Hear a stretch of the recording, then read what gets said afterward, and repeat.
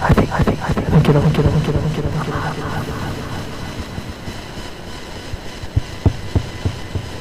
right, thank you everyone for coming. It's so great to see people in person. My name is Maggie Kelly. I'm the Communications Director for the Estacada School District. I want to thank all of you again for showing up. It's great to see people filling up part of this auditorium. So it is nice to see you, and I want to say hello to all of our YouTube viewers as well. Thanks for tuning in on YouTube.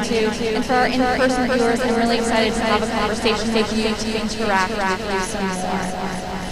If you'll notice, you got a sheet of paper that has to participate throughout this. So we're going to get some feedback from you. We're going to take some surveys and really help us build a plan for next school year. It's been a pretty quiet school year so far. We haven't heard a lot from you guys. I'm completely kidding. We've heard a lot from parents. I'm pretty sure my phone never stops ringing. And it's tiring, but it's really great. Our plans have gotten so much better from your feedback. So I really encourage you to scan that code and to give some feedback when you see it on the slides.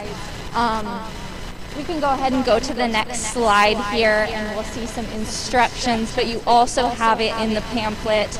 You're just going to go to the URL on your phone and you can start filling out some of those.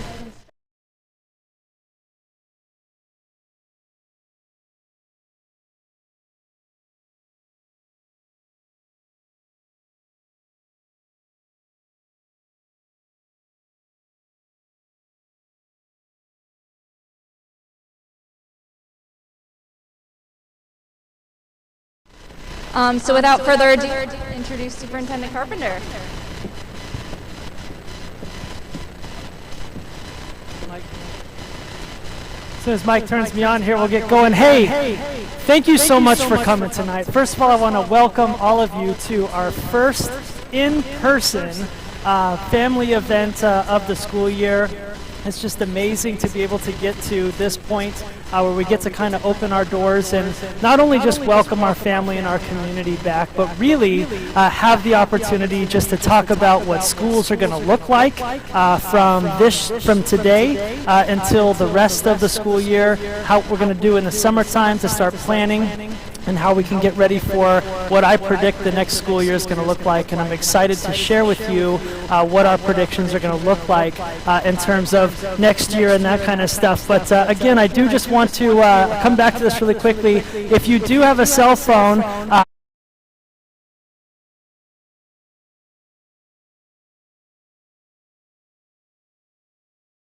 lot of questions, and I do want to say, because this is also the first time that we're doing something in simulcast, and so believe it or not, we sold just a little bit over 100 tickets tonight for families to participate in person, and it looks like there's probably 70-ish, if I counted, that are here spread throughout the auditorium. But we also have I think about 50 or 60 people who are watching on YouTube live this evening as well. And so as we try to meet the needs of our families to communicate, we're excited about trying some different things.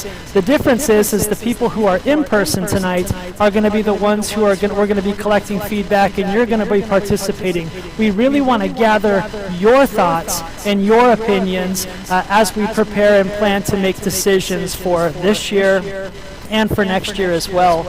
And then the folks who are watching on YouTube will have the opportunity to be a part of the conversation, but really we want to honor you coming tonight and collecting that voice as well. So very excited about that, and as we get going, you're going to see that piece of it as well.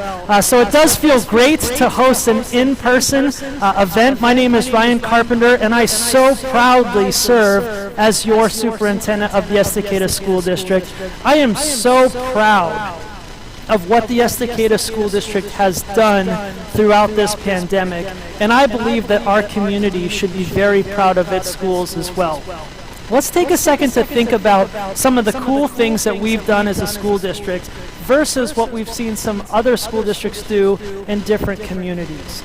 So I first need to give a ton of praise to our classroom teachers. If you have kids who are participating in our schools right now, I think that what you're seeing is a pretty superior product. Is it perfect? No, it's not. And we'd be the first to admit that we're doing the best that we can with the circumstances that we're facing, following the rules and guidelines that we're facing, and staying focused on your kids first and safety first. But that being said, some of the things that we're trying to do, which is what we stand for first and foremost, is making sure that all kids inside the Estacada School District have the opportunity, regardless of if they're at Clackamas River, River Mill Elementary School, the middle school, the high school, regardless of where your child goes to school, that they get the same opportunities.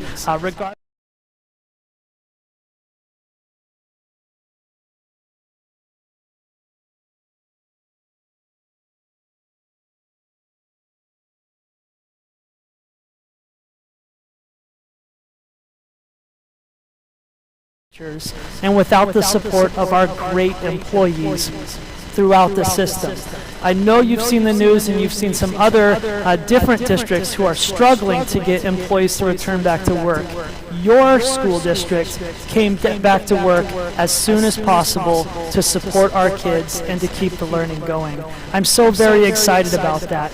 I also need to just share very quickly how pleased and how proud I am of our school bus drivers and our nutrition staff.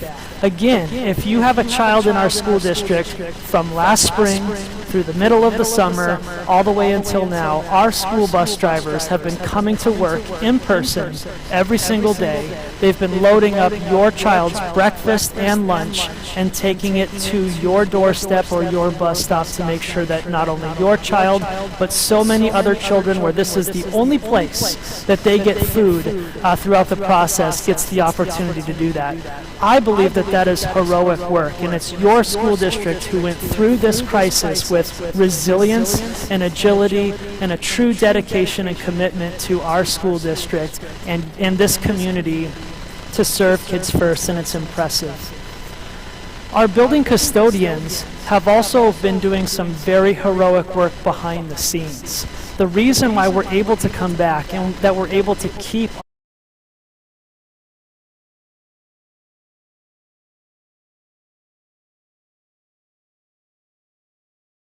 till 10 or 11 o'clock at night, our custodians are working hard to turn classrooms around, to turn these high frequent use places around to make sure that when kids and when adults return tomorrow, that they're coming back to that safe place. They seldom get the credit that they deserve, but truthfully, the reason why we feel safe to return back to school is a lot in part to their great work and to their great things. And I'm excited to share with you some data that our kids are saying about our custodians based on their behind-the-scenes hard work.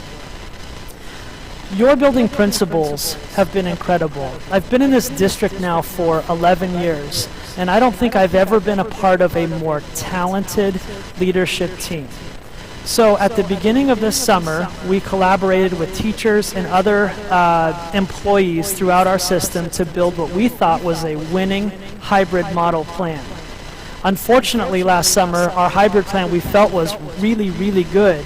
But as you know, the states changed, and as the pandemic continued to get worse, and as we had opportunities to kind of make some adjustments based on the severity of the pandemic, we weren't able to launch our hybrid plan as early as we had hoped for. We hoped to start the school year in that model, but we had to start in comprehensive distance learning.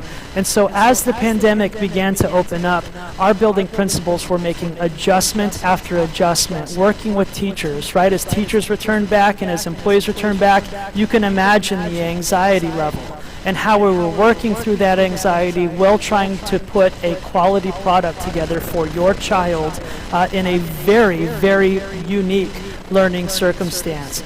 And so as our leaders continued to work with employees, continued to make adjustments based on their feedback, and continue to serve quality service to you and our community at large, they've done some incredible work. And of course, as the laws are changing and the requirements are changing and that we're learning more about the pandemic, each day our building principals and our leaders in our district are making very, very impactful changes to the system to support your kid and to support our employees. And so I just want to say first and foremost that I consider myself lucky to have the opportunity to have such a very talented team of leaders inside this school district right now.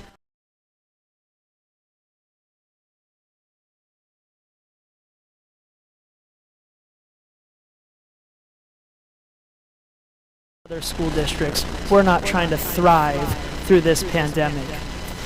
And lastly, I do want to just point out before we kind of get going today is a lot of this is also due to the great support of our school board.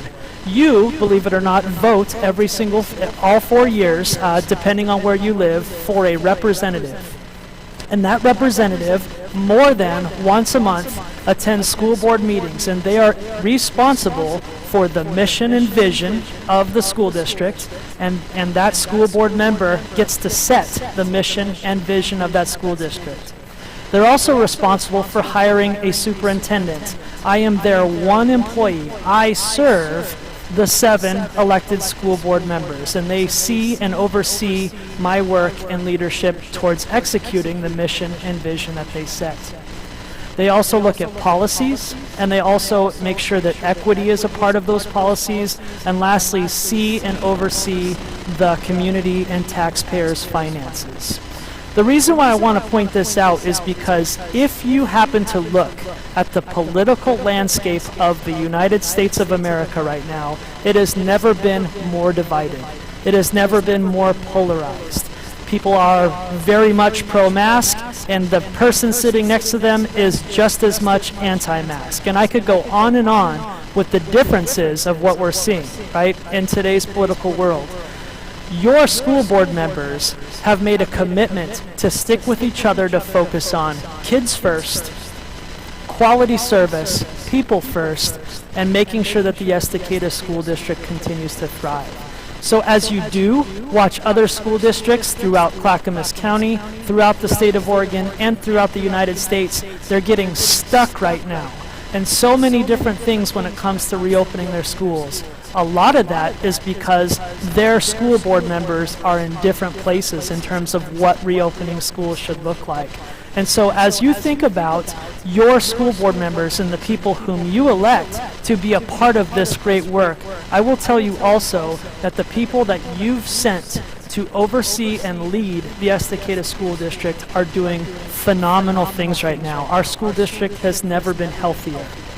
There are 2 people who represent you on the board that are here this evening, and 2 others who are watching on YouTube live tonight. And again, they're doing that to make sure that your experience in person is what we want it to be, as well as the people who are watching on YouTube live tonight are getting that same great experience as well. But I want to just recognize very first and foremost Director Rochelle Shibahara, who's sitting in the front. Rochelle, if you could stand up, and thank you so much for your time and service as a part of that. And Director Shibahara represents really the people on Springwater Road and the other side of Estacada Lake as you cross the bridge there. So thank you, Director Shibahara, and all your great work. I'm so proud of what we've done. The second board member is Director Ken Rydell, who also serves as our Vice Chair. And Ken, I just want to say thank you very much as well for your great work. Vice Chair Rydell is an at-large member, and so every single person inside our school district gets to vote for that at-large position, and our board team has just done a wonderful and just an incredible job of making sure that we're prioritizing being as open as we can be, as safe as we can be, and getting things going. So the school board ultimately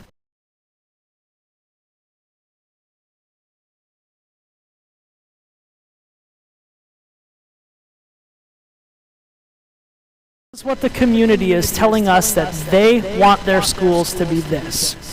So the Estacada School District is focused on 5 specific pillars. And I'm not going to label each one of them because I'm going to tell you how we're doing with data on each and every single one. What makes me the most proud today of our Estacada School District is it could have been very easy for us to say, there's a pandemic. Let's stop everything we're doing and let's just focus on being safe in the pandemic. I watched a lot of communities do that. I've watched a lot of school districts do that. What I love about the school district I get to work for and that you get to live in is that when the pandemic hit, when the wildfire hit, when the gigantic, catastrophic ice storm hit, okay, we've had a lot. This is my point. We've had a lot. Our school district and our employees have maintained focused on what we're trying to do to execute our strategic plan.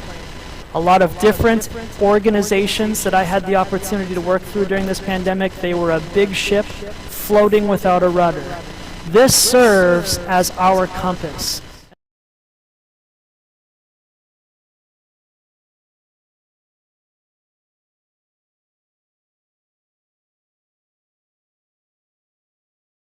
That we're putting together to make sure that your child is ready when they leave these walls and when they leave this community. I can say with confidence and 100% certainty that your school district, despite this pandemic, despite a lot of outside factors, despite a lot of inside factors, we're staying focused on this compass and making sure that we're putting together a product that focuses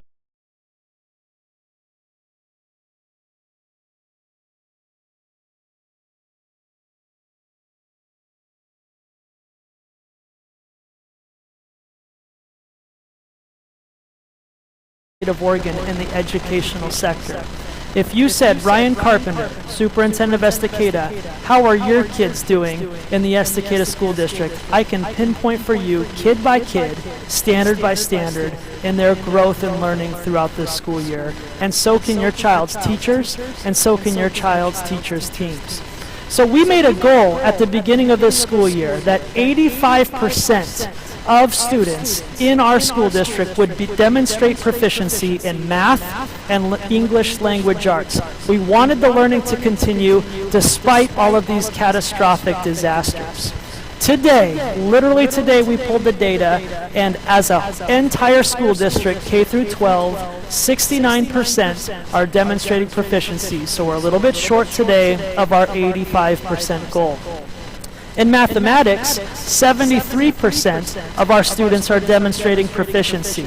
Now here's why I say that that's good. And it's good for 3 reasons. The first reason is I can tell you where our kids are. I don't think a lot of other places can do that. We know where our kids are at. The fact that we know where our kids are at tells us that from now to the rest of the school year, we can do strategic and specific and surgical things to close some of those gaps because we know where each kid's at and where they're going. Okay, very important. The second thing is, if you have a first grader or if you have a 8th grader, regardless, our teachers will be able to tell next year's teachers what they got and what they didn't get, which is going to allow for next year's teachers to have an advantage as they welcome their new kids back into class to be able to close gaps and to be able to identify those specific things. Now, is it perfect? No. But this knowledge allows us to have that fighting chance to close that gap for your kid or your kid's friends. I'm so proud of our teachers in that regard. We're also learning, because we're keeping track of things like this, that what we're doing in the classroom is occurring a lot slower than it typically would, as I would say, in a normal year. Like, say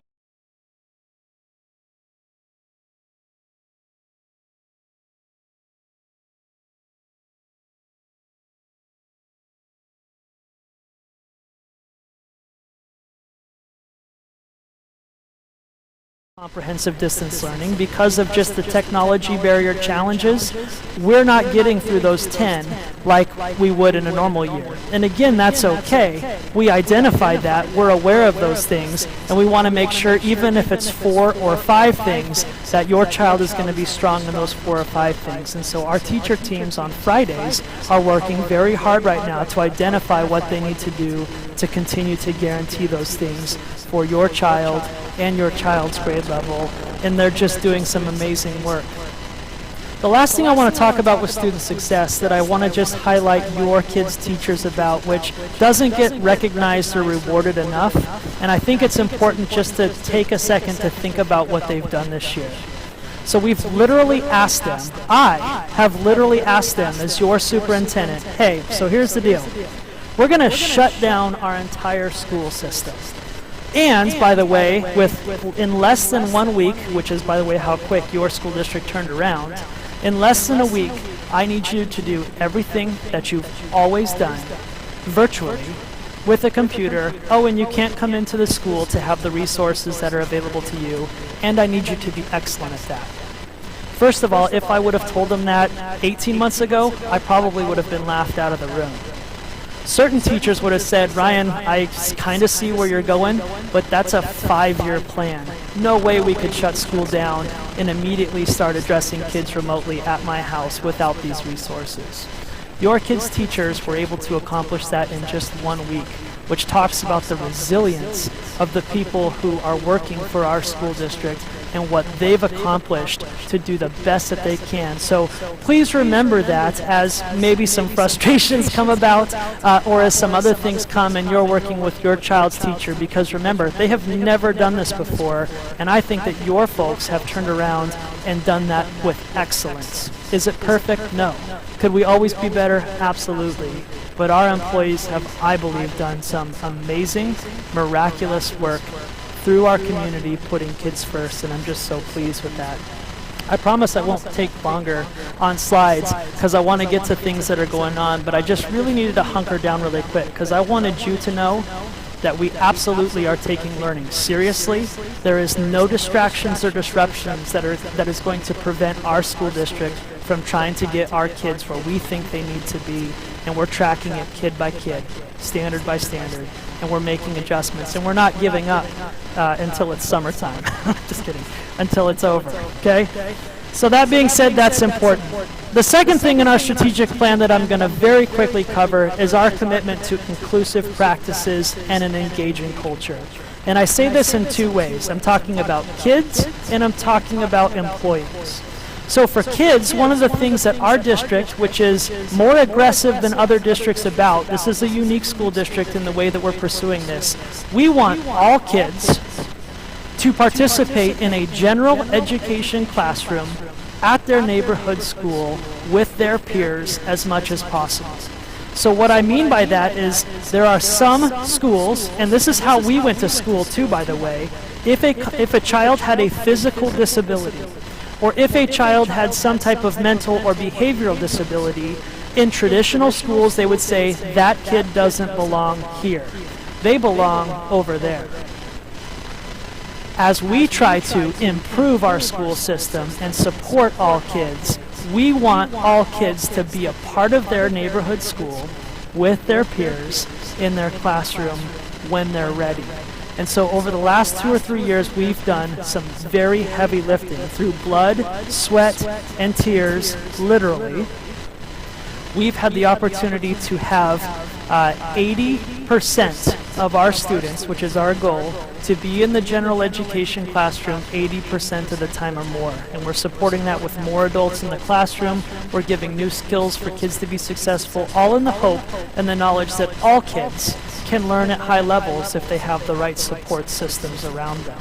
That's our belief. That's who we are. That's what we're trying to become. And what's cool is this year at Clackamas River and Rivermill Elementary School, where the bulk of our students in special education lie, 91% of our students being served by special education are inside the classroom right now 80% of the time or more. That's phenomenal news. That's the kind of stuff that changes a kid's life. That's the kind of stuff that changes a family's life as we try to allow them the same access that your kid has or that their neighbors have. Now, it's controversial, absolutely. There are some kids who blow up, right? There are some kids who do things, and we're still working through that. It is not perfect. But I'm so proud of the growth that our school district has had. And again, this is our compass. This is what we're trying to get to. And I'm excited to share with you that we're collecting this data and we're seeing great results. The second part of an inclusive and collaborative culture is really making sure that we want the Estacada School District to be a great place to work. One of the challenges we've always had way out here in the Estacada School District is recruiting talent and keeping talent. Oftentimes we lose talented folks to bigger school districts. We're trying to become that destination school district where people with the right mindset or with that same philosophy that we're trying to accomplish, the 4 things that we're all about. We want you to come here, and we want you to stay here, and we want you to love working here.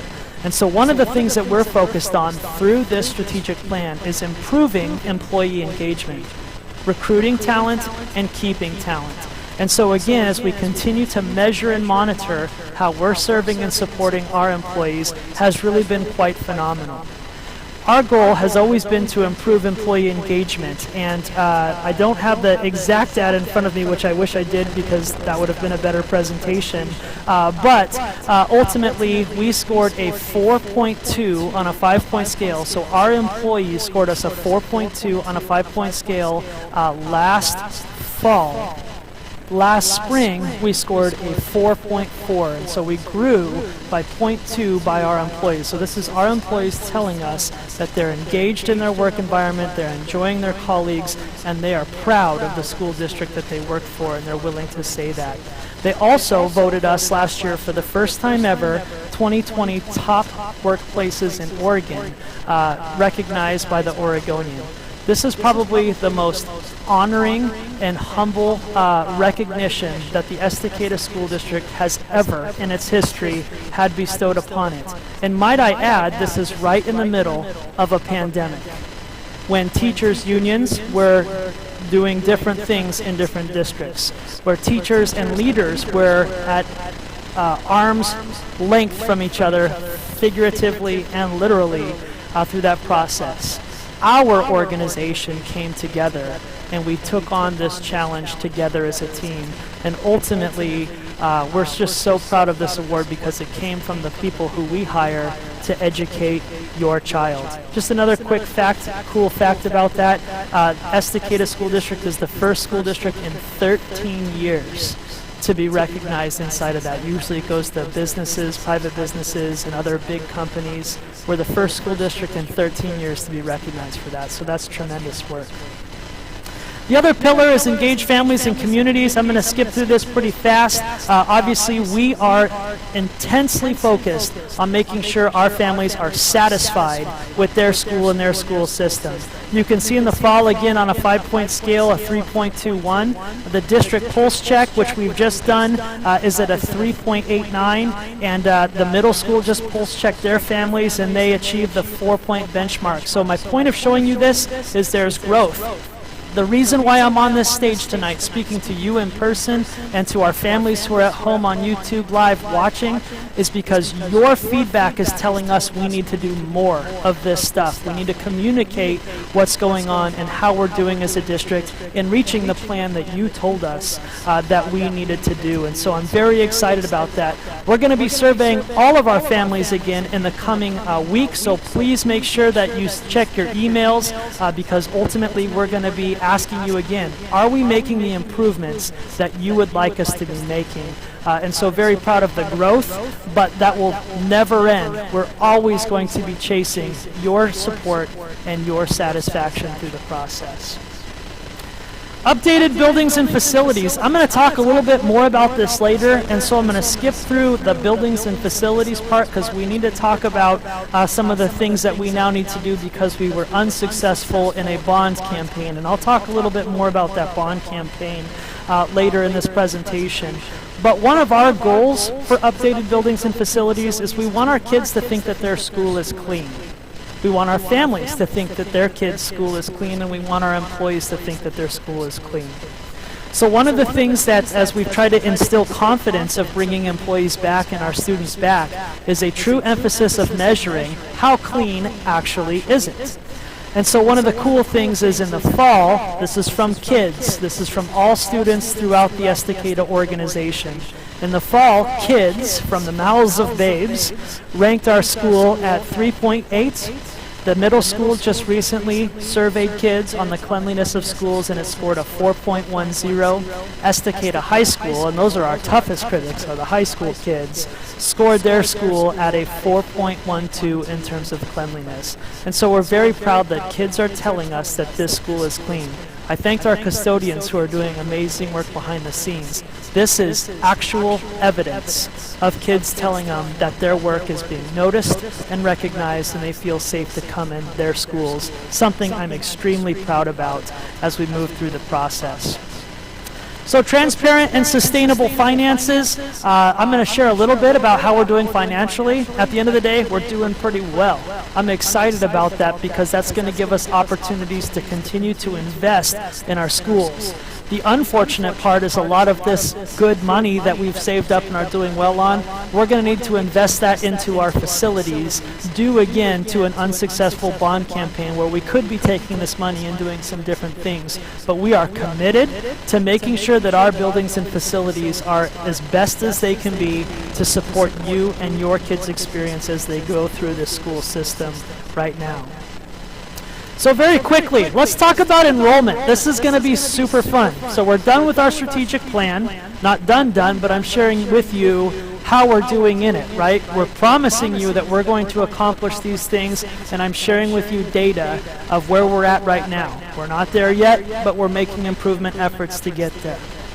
Here's a really cool story about Estacada.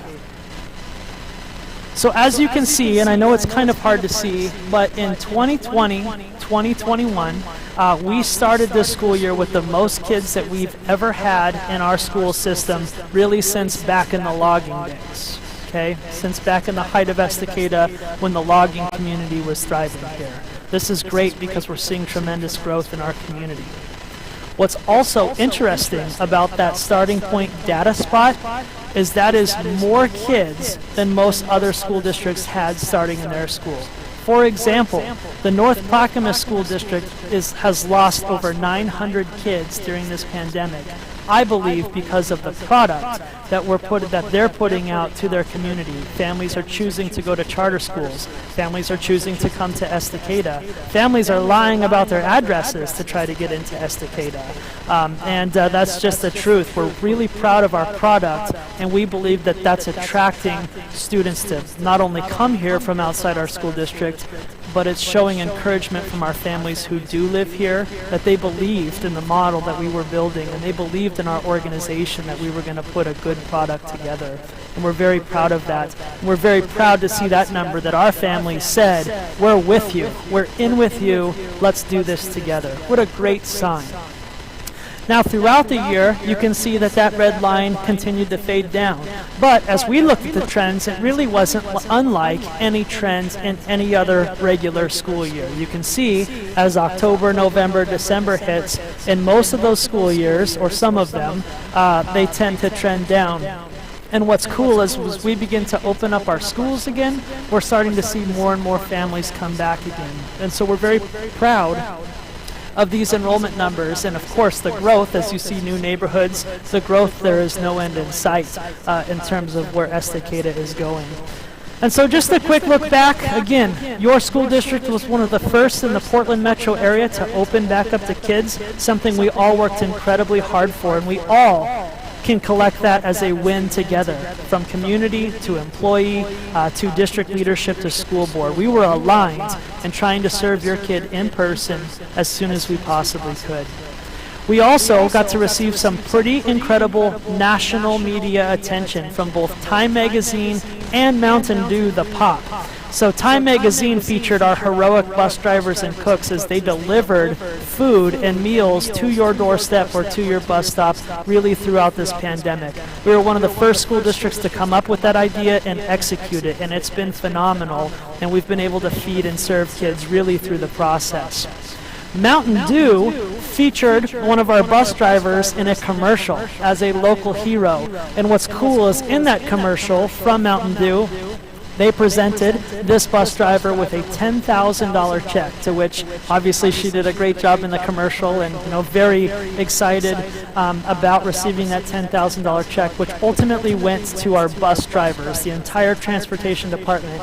And with that $10,000, they renovated their break room and their break space. We're talking about a cool group of people that now have some awesome couches, a TV in there, and it's a great spot for our bus drivers just to hang out between the morning route and between the afternoon route, so that they can continue to grow and develop as a team. And Mountain Dew paid for all of that, which I think is super cool for them and a recognition of their heroic work. I talked about being named a top workplace. We've been all over the news media with coverage this year. What I think is neat about that is about 4 years ago in a bond survey polling, about 60% of families said that the only way that they got the news about the Estacada School District was from major news organizations. Well, if you've been in this community for more than a couple of days, you'll know that most of the time when Estacada is in the news, it's not for great things, right? And so one of the things and the commitments that we made about 4 years ago was we were going to target to make sure that Estacada School District started making the news, because our families were telling us that's the only place that they would ever hear about what's going on, or people who didn't have kids in our system for certain, it was the only place that they were going to hear about our school district. And so it's been strategic that we've been trying to get in Channel 2, 6, 8, and 12 really throughout this process. And we've begun to develop relationships with these news organizations. And why I chuckle and think it's funny is because as other bigger school districts start to open up their schools, they call little Estacada and they say, what should we tell them to do? What should we tell parents? And they interview our teachers. I don't know if you saw the last one at KGW Sunrise, but one of our great elementary teachers, Carrie Holsey, literally they were like, Carrie, what advice do you have for these bigger schools as they open? And she was like, bring 2 masks, which is cool because they get wet and they get, the kids get sweaty and everything else. It was great advice from one of our great teachers, and it's just so neat to see the local Portland media outlets utilizing us now as the leaders of what's going on. And we did that together. I'm so proud of that. Okay, so we're going to keep moving because now it's going to get juicy and fun. And this is where you have the opportunity to play with us and help us guide and navigate our ship as we continue to finish this school year strong and prepare ourselves for the next school year.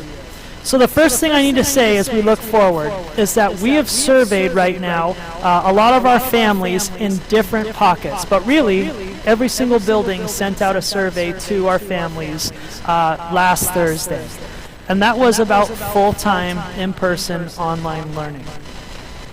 You may be surprised or you may not be surprised to learn that overall, K-12, all 4 buildings, 75% of our families would like us to open our schools up to all of our kids for 4 days a week.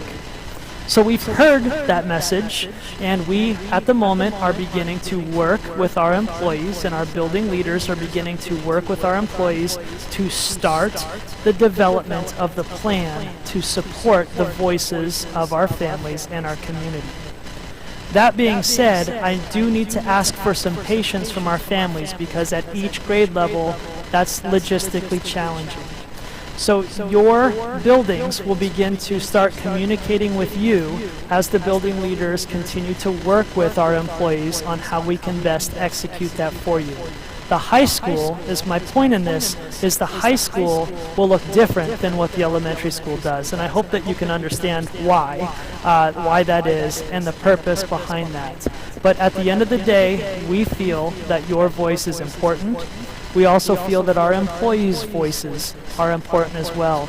And so as we work together to support the needs of our community for the rest of this school year, we're excited to begin the process of opening our doors to more students, but that's going to require some planning and some logistics that comes with that.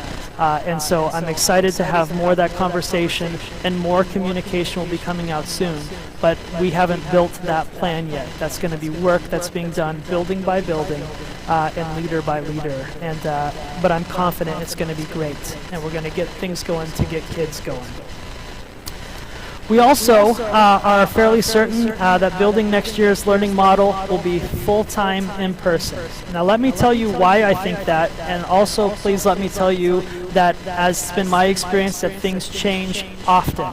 And so what I tell you tonight may not be where we're at come September, just based on factors, really, quite frankly, that are out of our control. There are some things we just can't control. But here's what I am hearing and seeing now. I am under the impression that the 3-foot social distancing guidelines changed by Governor Kate Brown are here to stay, at least for the beginning of the school year next year. I'm also under the impression that face masks will still be required on campus next year as well.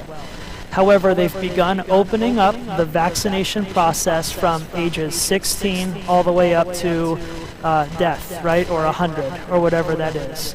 And so as we begin to vaccinate more people, I'm hearing that 16-year-olds and potentially kids will have an opportunity to begin vaccinating in September. And so that being said, I do believe that things will start to trickle open in terms of face masks and in terms of more distancing. But at this point, your school district and our building leaders, these great principals I'm talking about, as well as the school board, as we design these plans, the plan we're building to start next school year is to have all kids back on campus. Now, there will still be some families who are going to elect to want to stay full-time online. We understand that, and again, we wouldn't be living out our mission if we didn't say that all kids have the opportunity to access their general education classroom with their neighborhood peers at their neighborhood schools. We still need to live that mission, and so it's going to be our challenge over the summertime to make sure that those families who do elect to stay home 100% virtually, that we as a school district accommodate those families at the same time of making sure that all kids are welcomed back onto campus full time. And so do we have a plan for that? Nope, not right now we don't. But we do plan to start working together with our leadership teams to start building what I think is going to be a great plan next year. So you've done your cell phone work. You should be ready to go based on the text message thing that you sent. And here's the first question I want to ask you tonight who are here in our audience. And that is, what do we do well this school year? As we build this plan that I'm talking about, I would love to hear from your voice, what did the Estacada School District do well that we should keep doing? And go ahead and start pumping it in. Believe it or not, after a while, those things will start populating with themselves.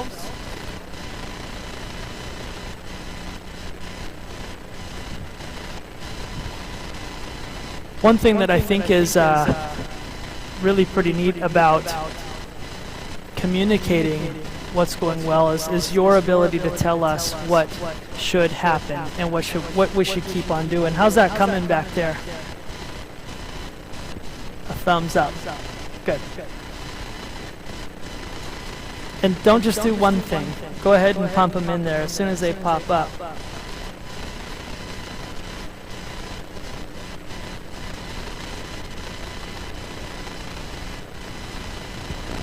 Maybe we're accidentally texting some poor person's number.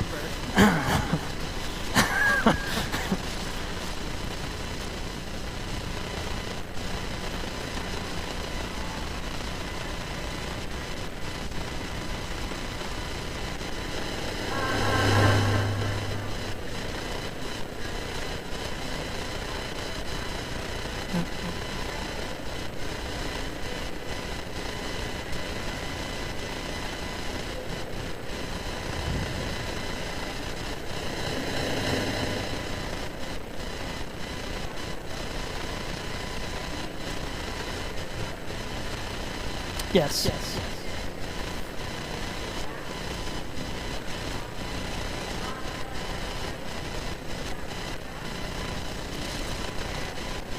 Maggie, why don't you just give me your computer? I'll read that off because I don't know if our friends in YouTube land are able to hear those reports.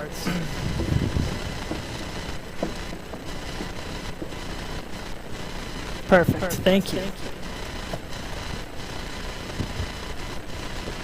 One of the things I think is neat about asking this question, though, is I think we're going to watch a lot of school districts throughout the state. As soon as things get back to normal, everyone's going to sprint back to the way that it used to be, to that comfort zone of the old traditional educational model.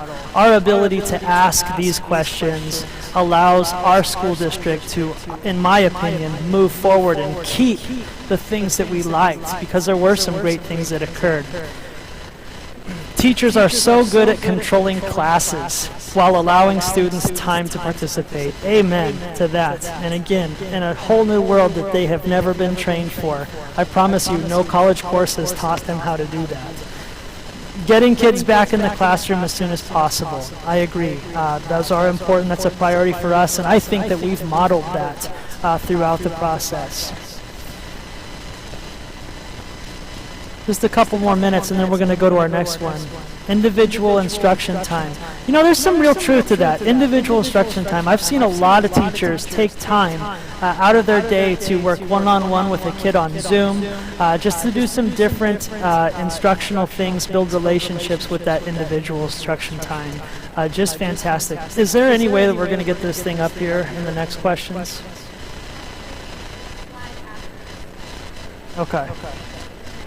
Okay, sounds good. So I'm going to move on then to this next question, and that is, what can we improve for next year? So as you're texting that in, just to summarize, what we liked about this year, I'm hearing, is keep the communication going. The great work that our teachers were doing to work with our kids was fantastic, and those are the two probably biggest themes that I heard. So we will keep communicating and finding new innovative ways to do that. And our teachers will continue to be the superheroes that we know them to be. What can we improve on for next year?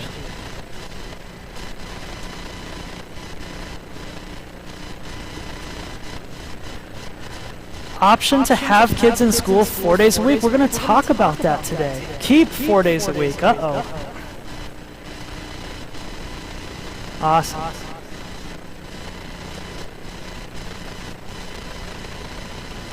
Keep it coming. Keep 4 days.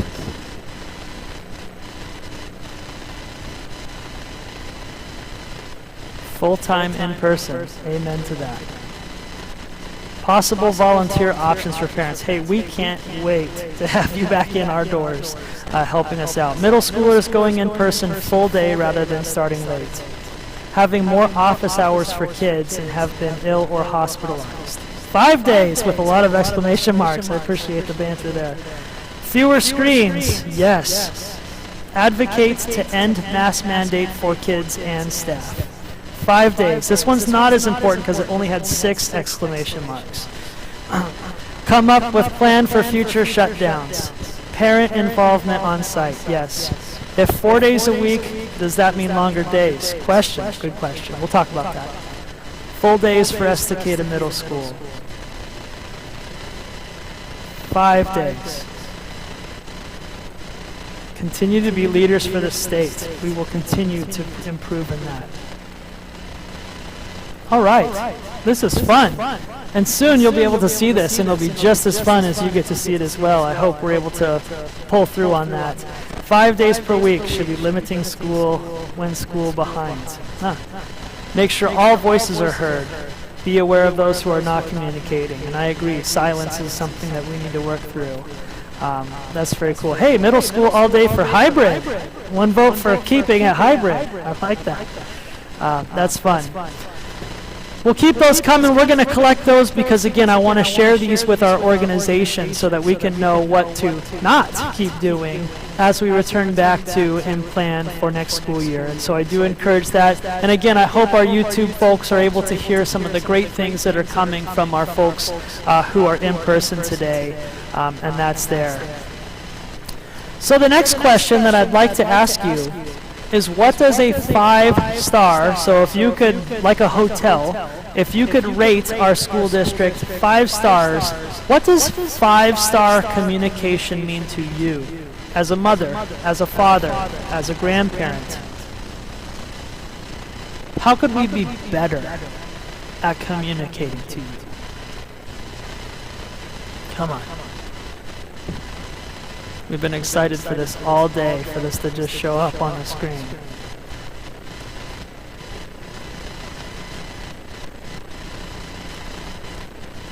We even practiced it. But if it doesn't show up, it would say, I think you're doing it. Teachers giving weekly updates on student progress. Class dojo for quick response and feedback to parents. Proactive progress reports. Very happy, I'm happy with communication. Focus on newsletter topics rather than repeating. Providing communication and modality that meets the needs of all. Yeah. You guys are writing paragraphs, so I can't read them as fast as they're coming in, but keep them coming. I think the newsletters have too much extra stuff, and it's unreadable. Great feedback. Thank you. Awesome. Individualized weekly updates on student learning struggles. Teacher-child progress updates more regularly. Turning into a theme here. Monthly results and key performance indicators, successes and failures. You guys rock. Thank you. All right. And consolidate communication methods. So keep them coming again. I want to know how we can do better. I'll tell you, the one thing that I've learned as we've tried to improve our communication, and again, I think Maggie Kelly has done just a phenomenal job in trying to reach the markets of so many different types of families and families' needs. But here's what I've learned very quickly. As you raise the bar in communication, the expectation for that bar to keep going continues. So I know that, and I'm fully admitting now that we will never, ever, ever, ever get to a perfect score in communication, because we can always do more, and we can always continue to use the technology available to us to improve that. But there's two cool things I do want to share about communication that I'm really proud of. First and foremost is the credit that goes to our building secretaries. And you may have been the recipient of one of these phone calls before. But right now, all building secretaries in all of our buildings are making roughly 5 phone calls a week, and they're just randomly selecting people and calling them and saying, hey, tell us what's going well about your school and your child and your experience right now. What are the barriers and how could we improve them? Is there any specific person that we could recognize that's been incredibly helpful to either your family or your child that the secretary could recognize?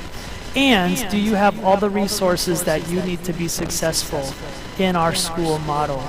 You'd be amazed at the great information that we've gotten just from random families and how we can improve our service to what's going on. Just absolutely fantastic work coming from our building secretaries who are already answering so many phone calls, working with so many kids throughout the process, and they're still taking time to make sure and measure our service to our families and communication. So that's good. I did have a second one, but I forgot what that second one was. So I'm going to move on to the next question. So 4 versus a 5-day school year. This is going to be the one that's already, well, this is already the one that's flooding my email inbox throughout the last 2 or 3 weeks. In fact, I counted on, I think it was last Thursday, I had 38 emails from different perspectives of the 4-day versus the 5-day week. So this is a great time for us to start having that conversation right now about what we want to do with our school district and how we can meet the needs of as many family members as we can. So let's talk about this. So the 4-day week is becoming extremely popular. I like this because there was about 3 years ago we led a committee about the 4-day versus the 5-day school week, and the year-round school we also took a look at, which if you still want to have that conversation, I'd love to have that with you as well. But nonetheless, so we did this committee, and the 5-day school week just eked out the 4-day school week, really by just a little bit to some extent. And so it was kind of a jump ball, and so we went with the 5-day week because that's where the committee at the end of the day told us to go. And so I'm excited that this conversation is resurrecting and coming back, because at the end of the day, we can do whatever we want. We just need to serve our community and make sure that our school district serves its communities in the way the community wants it to serve, and we have to meet a certain amount of instructional hours, and that differs at each level of learning, high school being the most instructional seat hours that a kid needs or is required. This is ultimately a school board decision. So again, these are the people who you elect. We take all of this data, we take all of this feedback, we put committees together, and then ultimately the committee will present to the school board, and the school board votes for how its school should run. So that being said, we started to ask our employees first, hey, what do you think about a 4-day versus a 5-day school week? We've got about a 300 employee workforce, so I will tell you that we've only at this point surveyed about a quarter of them, about a quarter of that workforce, but of that quarter of workforce who represented, 70% say that they prefer a 4-day school week. Now for them, that's still a 5-day work week. And I'll talk a little bit more about what that off day is for our teachers and why it is very important. At this point, I think we've given 3 or 4 different pulse surveys to different demographics amongst our families, and 80% of our families are saying that they'd like to stick with a 4-day school week. 80%. I'm surprised by that a little bit. I did not know it would be that overwhelming in support or in favor of that.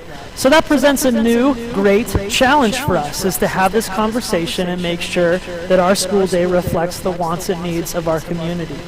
And so ultimately, the conversation we need to have and the vote that I'd like to give to you tonight is for the 70-ish people who are in this hallway tonight to tell us what they think about the 4 or 5-day school weeks, which then I'll also communicate to those who are watching on YouTube. I do need to clarify that this is not the decision, right? So if it wins overwhelmingly, we're not going. This is just one data point that we're going to continue to collect to make sure that we're making the best decision. I think I see a hand up there, a left hand at least.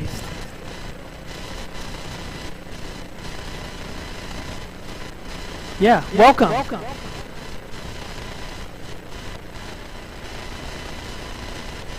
Great question. So for our YouTube families, a great question, and that is, we have a new person to our community, and welcome, by the way. We hope that your experience is going well here. This is a great community. But the question was, what did the Estacada School District used to be before COVID-19, I think is a bigger question. And ultimately, the Estacada School District historically has always been a 5-day school week. Monday and Tuesday is a full day. Wednesday was an early release in the afternoons, which allowed our teachers to conduct high-level professional learning communities where they'd look at data, make adjustments instructionally based on the data, and a few other things. And then ultimately Thursday and Friday would be a full school day as well. And so that's what historically our school district has looked like.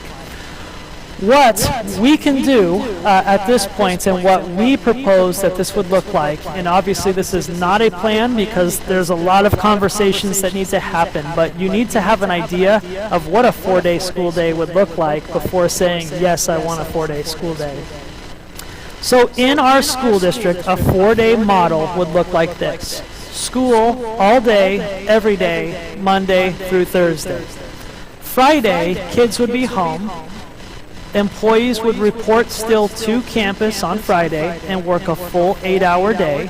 Inside that 8-hour day would be the common and typical things that they did traditionally on their early release Wednesdays. There might also be time for some targeted interventions for students who need some extra work. There would also be staff meetings, and there would also be time most likely embedded for teachers to make the adjustments that they need to make to have a great and successful Monday through Thursday the next week. Okay? That is a pro because we're having school full-time Monday through Thursday, and it's a pro because it gives our teachers the opportunity to make the adjustments necessary, look at the data of what the learning is telling them, and have great high-level collaborative conversations about what they as a team are going to do to make the adjustments to meet the needs of each individual kid. It's awesome.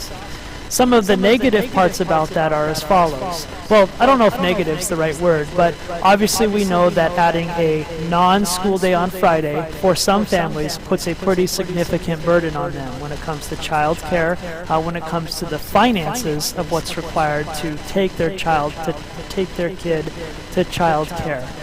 We do need to be understanding of that. The other thing that we need to know about is for every day that a kid is not in school is potentially a day that they're not getting fed. And in my perspective, that's a very high priority for me. And I do get worried sometimes when we do have long weekends because I know that those are terrible weekends for kids that don't have food. I'm so impressed with our community who goes above and beyond through backpack buddies and just through some incredible things to make sure that we're sending kids home that we know have some food scarcity there, but it's just something to consider as a part of that 4-day week. The other thing is the school days at this point would not be any longer than in a traditional Monday through Friday day. Our contract with our teachers says that they work 8 hours per day, and we would need to, and want to, by the way, continue to follow the contract that we've agreed upon together as a school district and a collective bargaining unit.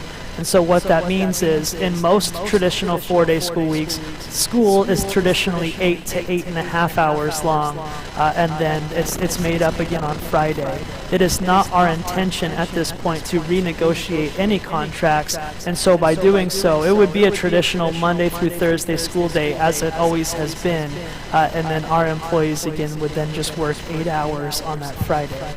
And so hopefully telling you and sharing that with you kind of helps inform the decision.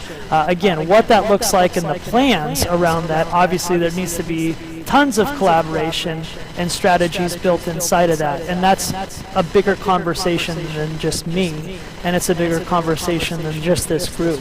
But having that knowledge should help us at least better identify which we prefer in terms of this town hall this evening. Yes, question, and speak loud, please.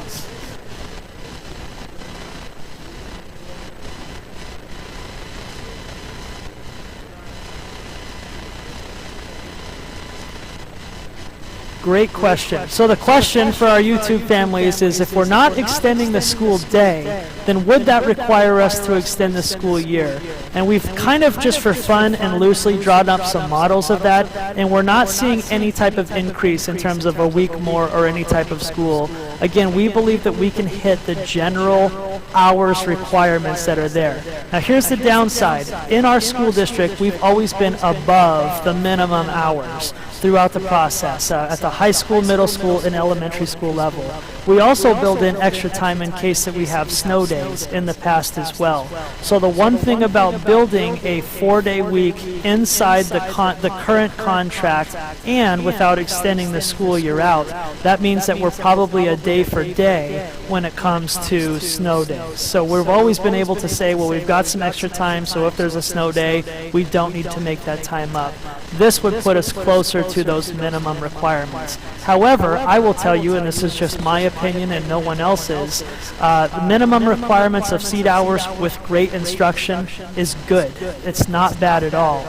180 days of school with all the instruction hours you want with not good instruction, I think is not good. And so I'm less worried about the time that kids are putting into the seat as long as we've got great instruction that's occurring. I hope that kind of helps. But at this point, and again, this would be a little bit ahead of where we are, but I don't see any major increases to the school year based on the 4-day week.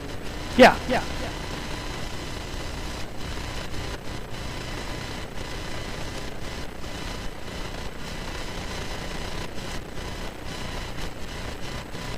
Yes. So the question is, it sounds like what are the benefits, or what would the data tell us about this? It sounds like by being in the classroom for less time, and it is considerably less time, and it is less contact time with teachers in this 4-day week model. And I think that that's a decent question. That's something we probably need to take a look at, is what are the benefits inside of that. Now, if you think about it, really, we're just losing a half a day of instructional time. In the old model, that half day was on Wednesday.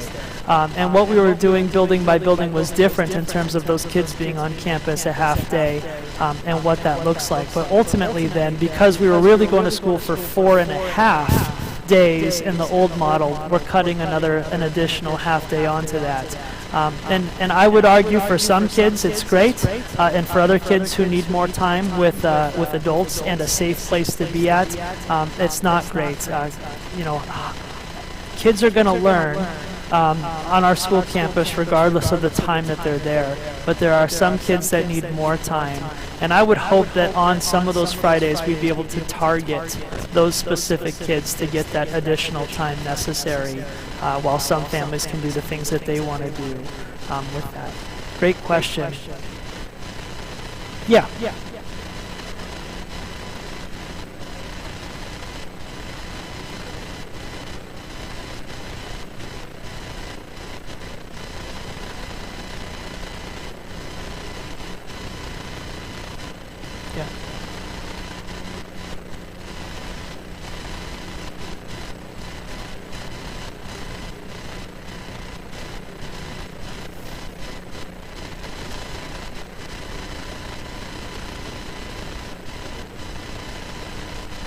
Yes.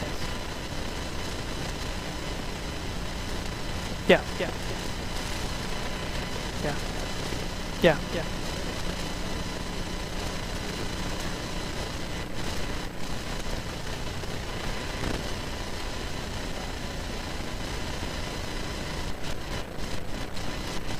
Yeah. Oh, such a great thing. And again, the comment for our people watching online is really thematically just to make sure that we're collecting the voices of all people to make sure that this decision represents that. And I think you bring a very good point. And one of the concerns that we talk about is it seems to me that the people who might potentially vote no for this the most are the ones who are currently at work that don't have the opportunity to voice that opinion in terms of what that looks like. And so I appreciate that comment, and I know that our school district will be mindful in trying to reach some of our disenfranchised, our communities of color, and some other groups that can help us make the right decision that meets all needs and each needs as well. So thank you for that comment. Yes. Yes.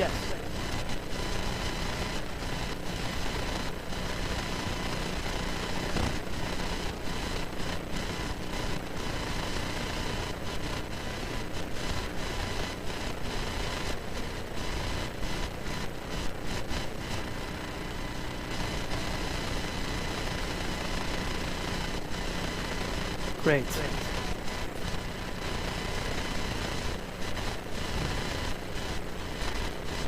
Yeah, amen to that, and I really appreciate that question. And again, for our folks watching online, the question is to make sure that we collect student voice inside of that decision, and that is something we will most definitely do. Very profound and thoughtful question. Thank you. It's something we all got to remember. If we want to say that we're a student-first program, then we probably better listen to some of the voices of our students as well. So thank you. Thank you for that. Okay, so we've had the opportunity to vaguely and briefly talk about the difference between what I think the four-day school year would look like next year versus the 5-day school year and what that would look like next year. I do also need to point out probably that if there's a holiday on a Monday, then that 4-day school week would be Tuesday, Wednesday, Thursday, Friday, if that makes sense. So there would be a 4-day weekend, Friday, Saturday, Sunday, Monday for families, but then there would be a 2-day weekend on the other side of that, which is good. One more question. Yeah. Okay.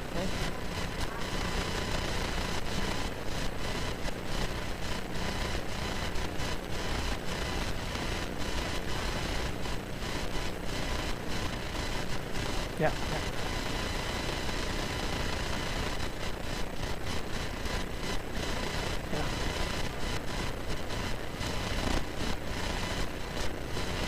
Yeah. Yeah, absolutely. And again, it's really the people who need to consider that as they kind of move through that process. You know, one of the things that I hear that, in fact, my emails say that a lot for people who communicate that. But it's also important to remember, too, that forever we've been a half day on Wednesday. And so that same one-day anomaly has always been inside our school district. And for the most part, families seem to have found a way, although I will say that even our early release Wednesdays are not always popular amongst our families. But from a school district perspective, I need to protect that time for our classroom teachers to make sure that they have the time to take a look at student learning, collaborate with other teachers about what strategies are statistically working well and what strategies are not working as desired, so they as a team can make those decisions to meet the needs of our kids. And so to me, that time is not a negotiable, as much as we can move that time wherever that meets the needs of our community in terms of that aspect. So, that being said, what school year schedule is your preference? And boy, I sure hope this works. Are we thinking this is going to work? They're shaking their head that we don't think it's going to work. Okay.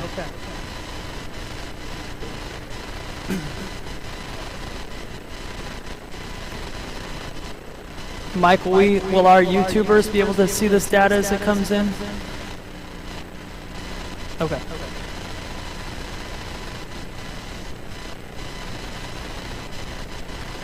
Right now, the 4-day week is winning 59% to 43%. This is fun. I wish you could see how fun this was.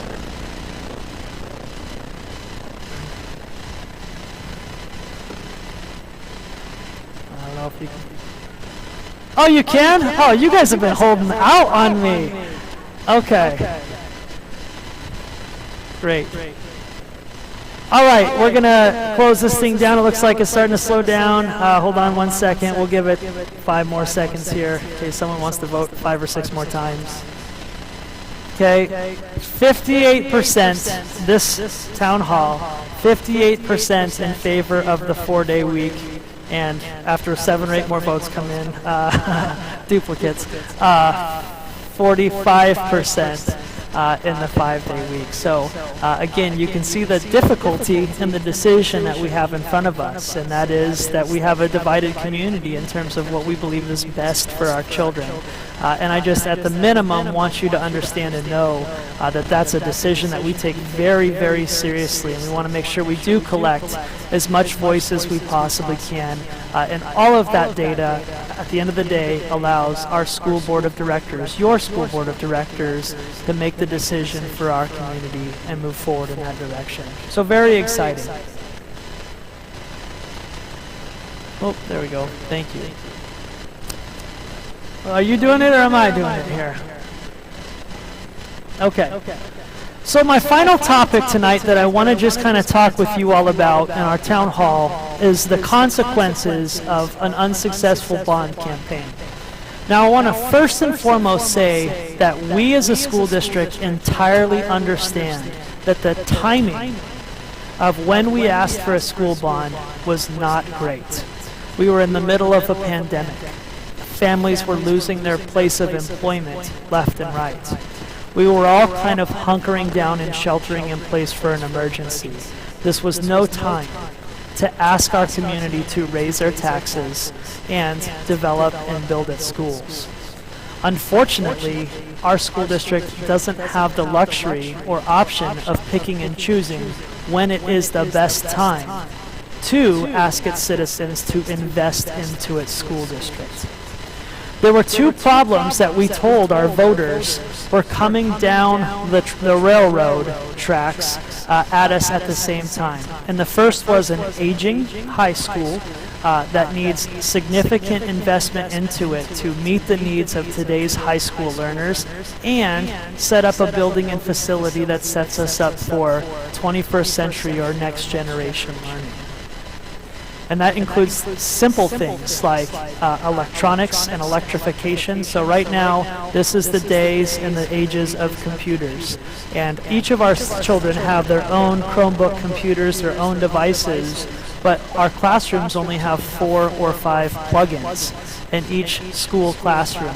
And so it prevents our ability to electrify and charge those tools that our teachers are using on a regular basis.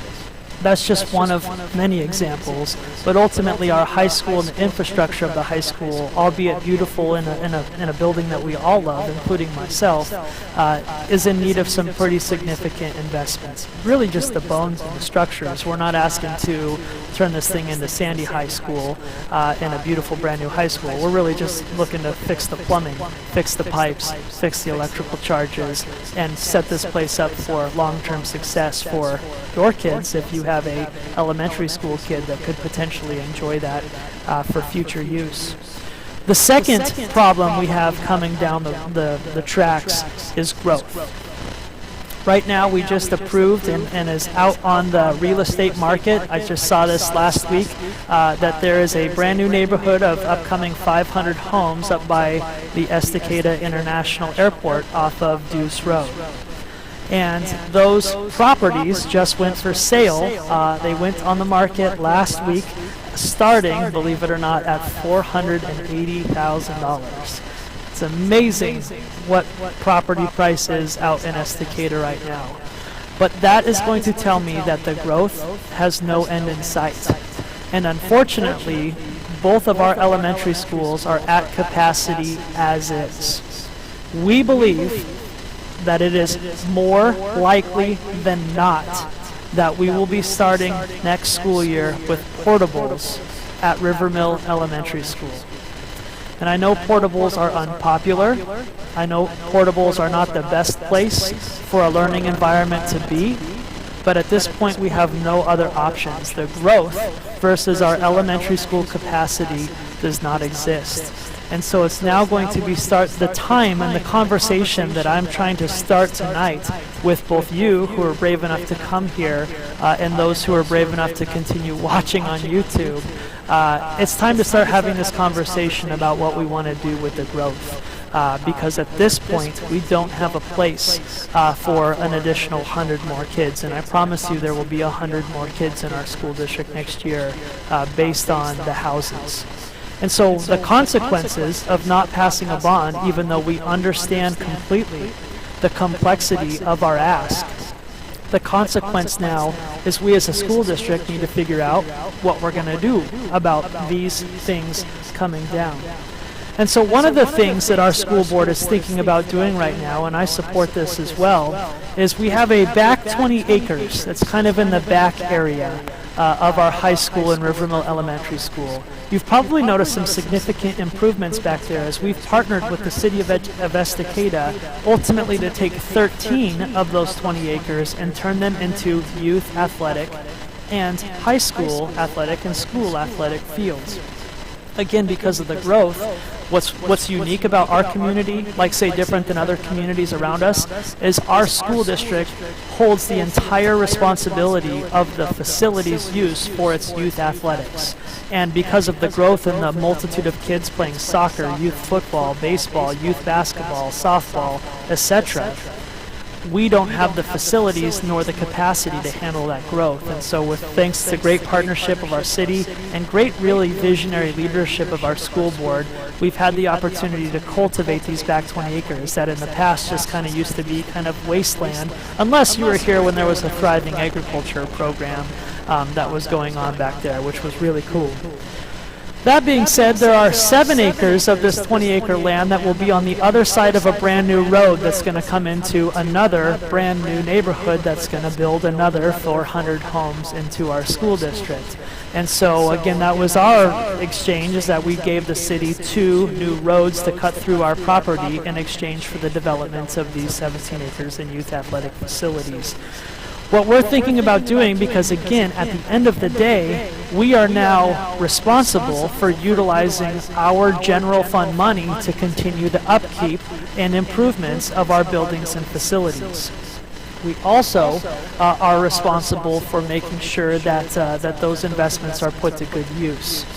And so one of the things that our school board is going to begin having a conversation at our next school board meeting is what to do with these 7 acres. So instead of being successful in a bond campaign, we're looking at how we can reuse some of our assets or the worth of some of those assets in an effort to improve some of the things that we're having difficulties with, primarily infrastructurally at the high school or in our buildings and facilities in general. So we have a very robust list of things that we need to do. And we're looking at creative ways to use our own money, your money, to support the growth and development and keeping our schools competitive and keeping our schools in good and safe order.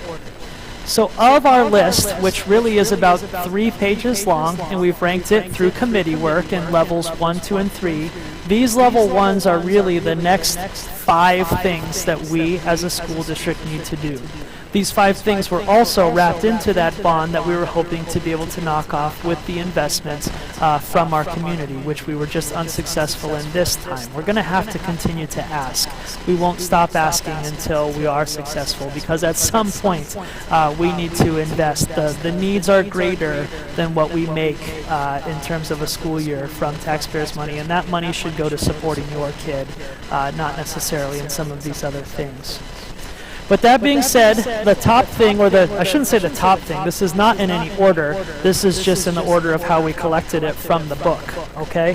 So the top thing in the book is the repavement of the Estacada High School parking lot. Many of you probably parked here, have been there before. It's virtually gravel at this point. It's extremely unsafe, it's hard on a lot of things inside of that, but to repave that parking lot's about $800,000.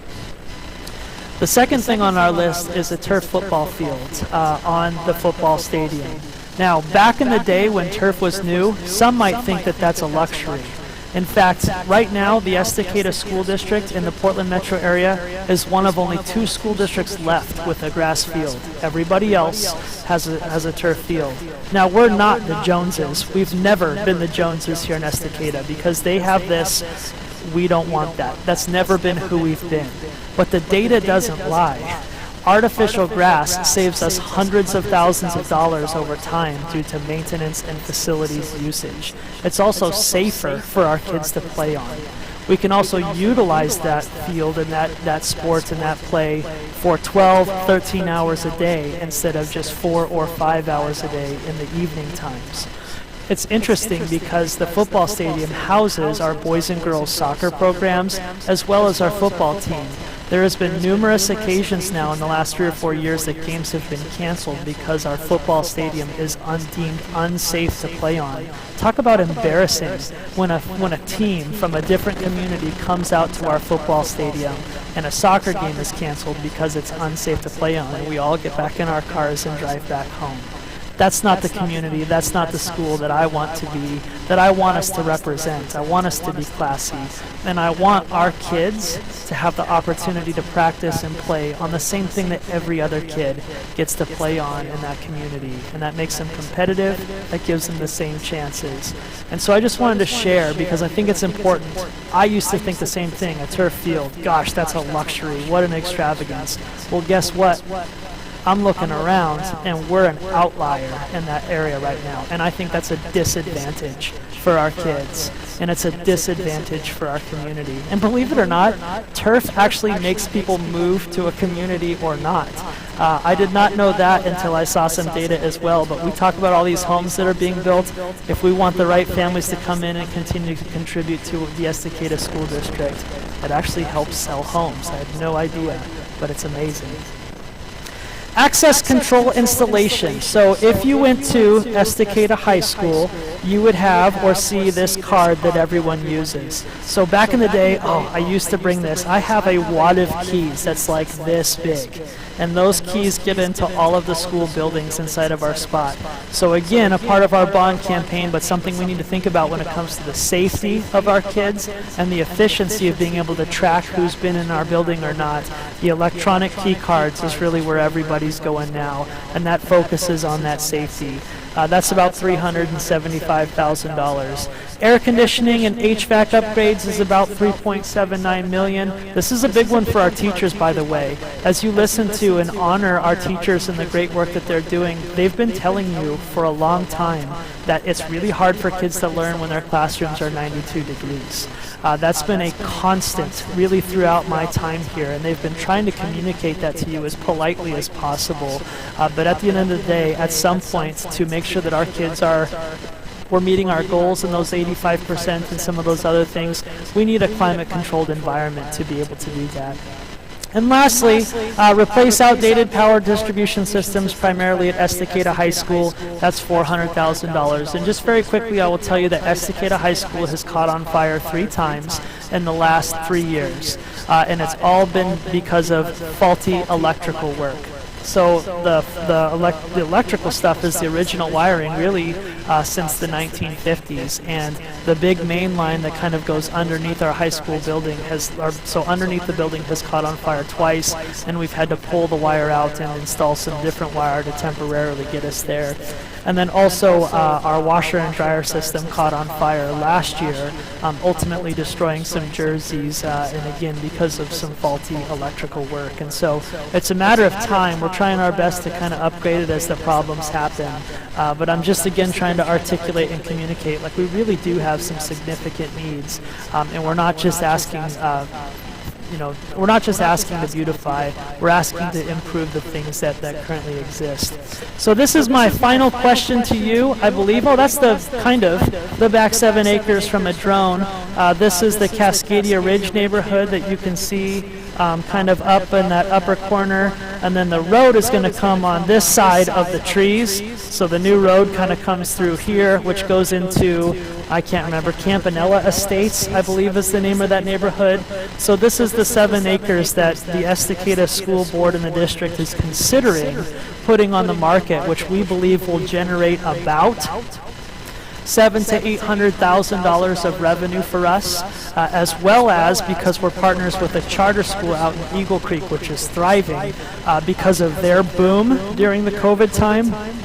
There's an additional $700,000 of profit to us, which gives us about $1.4 million to reinvest back into our facilities. And so again, I want you to know that we're trying to be creative. We're not just holding out our hand. We've got a problem and we've got to fix it and we've got to figure it out.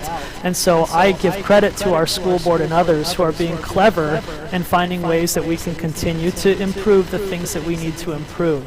So I want to ask you that if the school district, let's say, had $1 million, and of those bullet points that I just shared with you, since this doesn't work, I'm just going to put it right here. I would love on your cell phone to tell me if there was one thing. Actually, put 1 by your first choice and put 2 by your second choice. So if you would like to, the number 1 thing is to replace the EHS parking lot. I'm saying that only because it's on top. That's not my choice. But if that's your number 1 thing, just put parking lot 1. Does that make sense? Okay. Question while we're filling that out. Go ahead.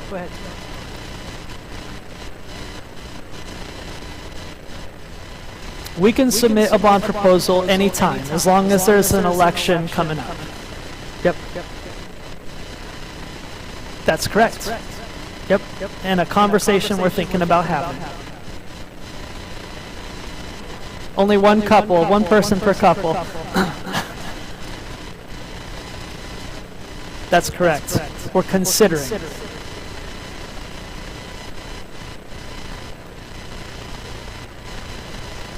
Correct.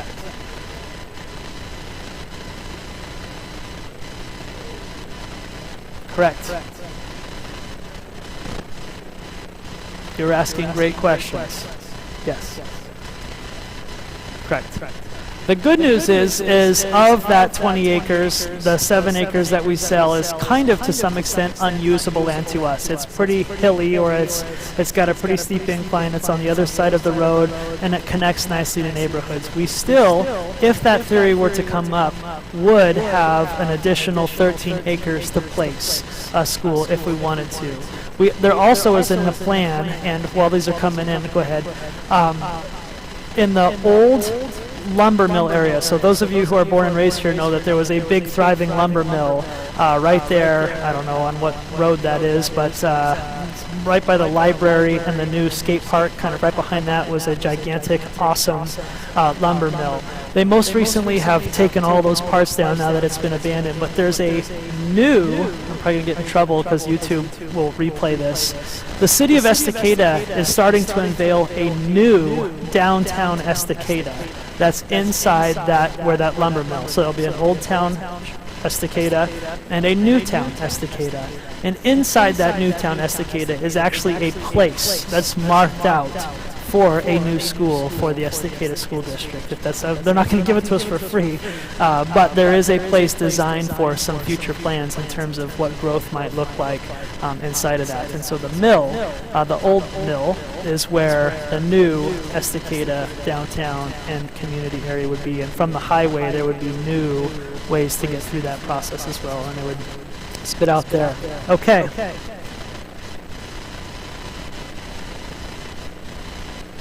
Hey, would it work up here? Classroom space, all schools in order to keep sizes small. Air conditioning, air conditioning. I'm not kidding you, they're telling you over and over again, air conditioning. That's 100,000% air conditioning. Air conditioning and HVAC, air conditioning installation, access control. Replace outdated power distribution, and then AC. High school, a new one. I'm with you. Air conditioning. Air conditioning.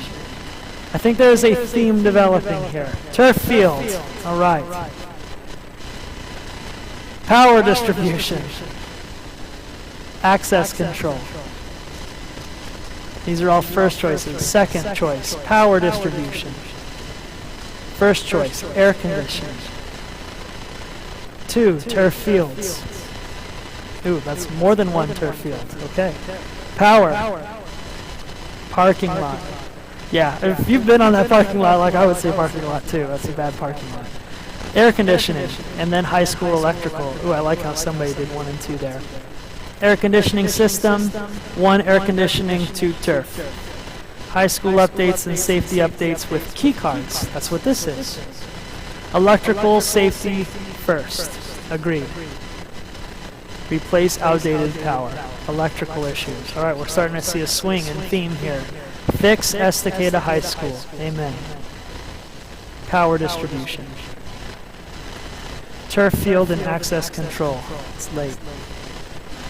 Air conditioning and high school power. Okay. Keep them coming. Again, we're going to collect this stuff, and thank you, Maggie, for allowing us to improvise there. I've kept you late, and I apologize. I appreciate all those who were able to stay and participate in our first town hall. I hope that this has been helpful to you in terms of communicating some of the big hot topic issues that your school district is considering and working through. I also hope that this allows you to feel that your school district and your kids' schools are in safe hands. These are all big decisions that we're taking very seriously. This is an effort and an example of us trying to collect our community's voice to ensure that this school district meets the needs of its community and at the same time tries to be a best place to work so that we can recruit and retain talent to continue to put that quality product out there. So you're awesome tonight for being brave enough to attend. You attended the first in-person town hall post-pandemic. I'll just declare pandemic over. Post-pandemic, and you are back. But at the same time, for those who are watching online as well, I just appreciate this. I hope that we can continue the conversation. I hope that you can share this out with others who are a part of your influential circle and your friends as well, because at the end of the day, we're a team. And this community this school district is the heartbeat of the Estacada community. And in order for that school district to thrive, it requires all of us, because we reflect our community and the health of our community. So thank you so much for being here tonight. I hope this was worth your time, and I hope this was helpful as we talk about schools today and your school district tomorrow. So have a great night. Thank you very much.